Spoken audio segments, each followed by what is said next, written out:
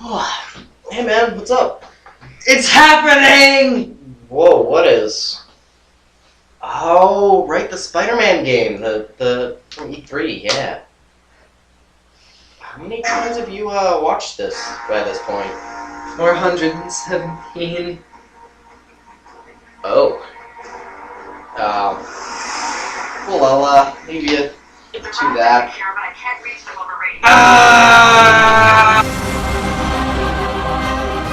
Welcome one and all. This is Superhero Culture. I'm TechAnt, co-writer and editor.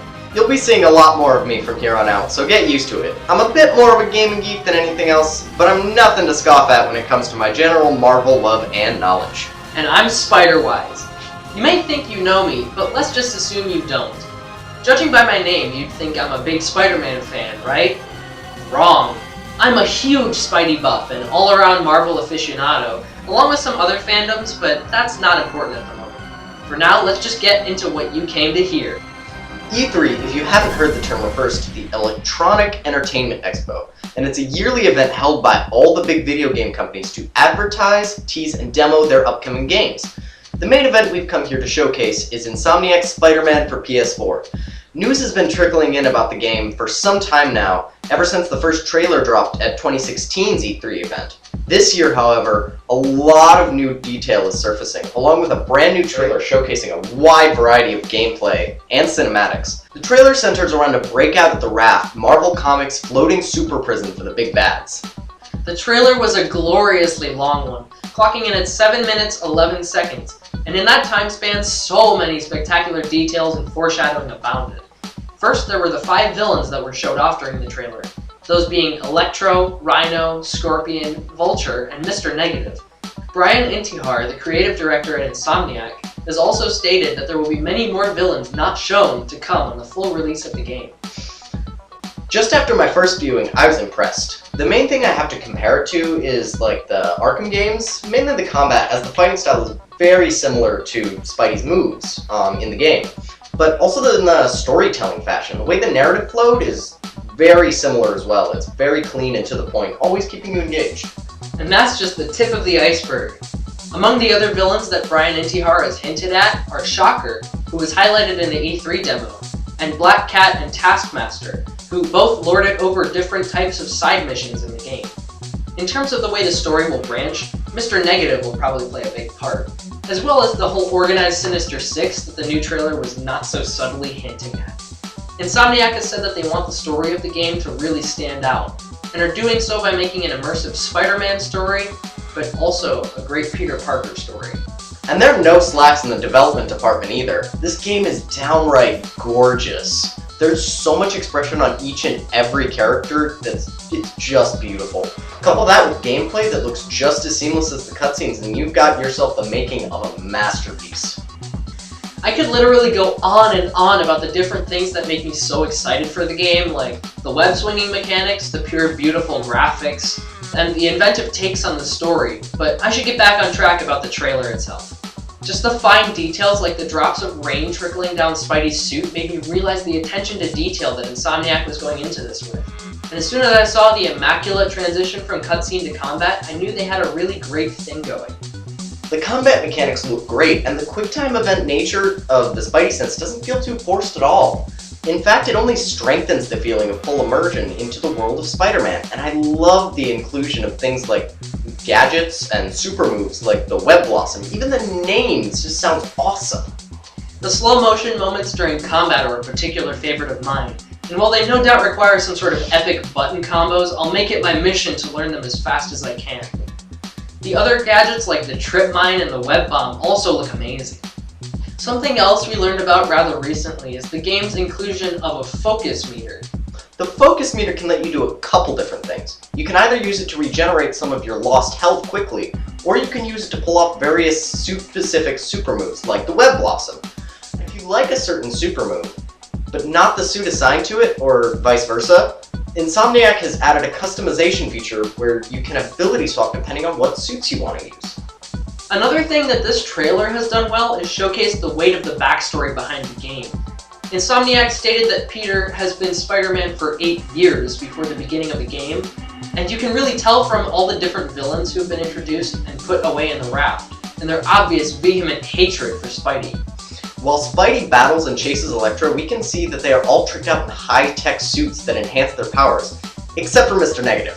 At one point in the trailer, Electro asks Spidey if he likes his new suit, saying that he got it from some mysterious exclusive club.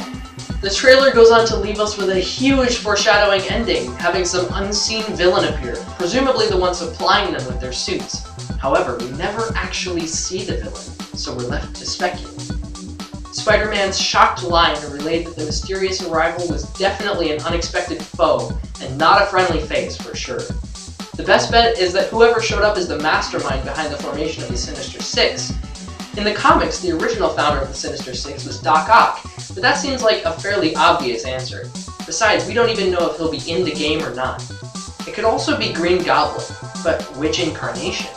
It could very well be Norman Osborn, who is seen running for re-election in the position of Mayor of New York in the background. Or it could be Harry Osborn taking up the mantle and trying to get back in Spidey, leading to some serious shock on Pete's part. I also suspect that the Mad Thinker may be involved in some way, since he was the one who supplied many of these villains with similar tech upgrades in the comics during the Gauntlet storyline. Whoa, this only came out a few days ago. How much have you been thinking about this? Many hours of sleep were lost in the making of these theories.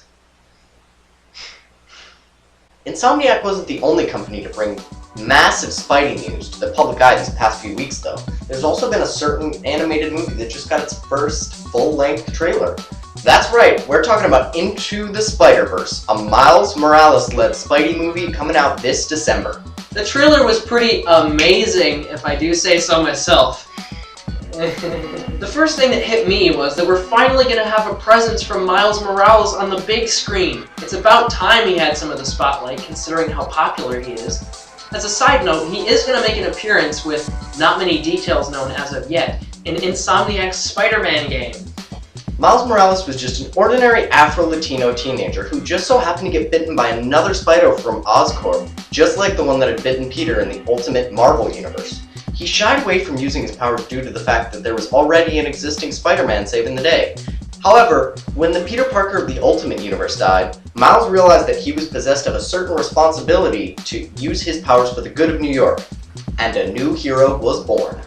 In the Spider-Verse trailer, Miles talks to someone, presumably an alternate reality Spidey, but he could also be talking to the audience in a way, saying, "In your universe, there's only one Spider-Man. But there is another universe. It looks and sounds like yours, but it's not." This could be a cheeky reference to the presence of only one big screen Spider-Man in the form of Tom Holland at this time, but that's about to change. Another big feature of the trailer is all the villains. Throughout the action, we can catch glimpses of the Ultimate Green Goblin, Kingpin, and the Prowler. The Prowler, in particular, has a unique connection to Miles in that his secret identity is Aaron Davis, Miles' uncle. You might not think you know who Aaron Davis is, but in reality, you were treated to a short glimpse of him last year during Spider-Man Homecoming, when Donald Glover played him for a couple scenes. He even hinted that, "But I got a nephew who live here." Meaning that we could see Miles at some point in the Marvel Cinematic Universe. And maybe Into the Spider-Verse is just the right tool to execute that move. Into the Spider-Verse could also serve as some form of connective thread tying together all of Sony's previous Spider-Man movies, even stretching back to the Tobey Maguire movies from 2002 to 2007. We saw that there was a lot of potential for many different Spider-Men and women to be showcased in the movie, and bringing in Tobey and Andrew Garfield would be a great way to give some last bows for their takes on the wall crawler. And I love all the opportunities to bring in all the different Spidey suits from the comics as well. For a brief second in the trailer, we're treated to a shot of Miles looking at some suits behind glass, the focus being the main iconic Spider-Man suit. But off to the left and right, we can see the Electro-proof suit and the Fear Itself suit. I've always been a sucker for all the different suits and hope we get to see some more, if only for a minute or two. The art in the trailer is stunning as well, looking almost exactly like a page from a comic book torn out and brought to life. There's so many little background details and little things that really show the work being put into this production. Whereas watching the Spider-Man PS4 trailer felt like watching a live-action movie due to the astounding details, watching Into the Spider-Verse's trailer felt much more like watching a moving graphic novel, especially the way the spider sense animation was handled and the transition into flashing, stylized halftone screens and the thought panels hovering over the background at certain points. The way that Into the Spider-Verse was really leaning into the idea of a comic book movie being a moving comic book was really refreshing, and I'm confident and excited to see what plot points will be explored and what journey Miles and company will go through. Now, if you'll excuse me, I gotta go explore the plot points of that cup of coffee over there. What about... Guess I'll just do the outro by myself then. Make sure to like and subscribe, and leave a comment down below if you'd like to join the conversation. It really helps us when we're not climbing walls and shrinking in size.